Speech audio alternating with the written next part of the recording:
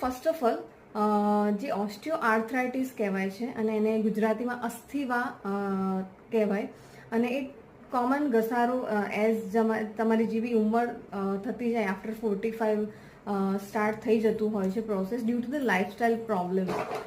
તો એમાં બેઝિકલી જે કોમન રીઝન છે, બહુ જ બધા ફેક્ટર્સ છે ઓસ્ટિયો આર્થરાઇટિસ થવા પાછળના.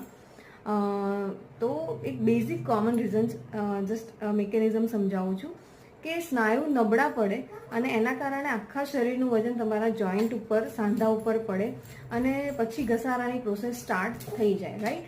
સો ધ મેઇન થિંગ છે કે મસલ સ્ટ્રેન્થ.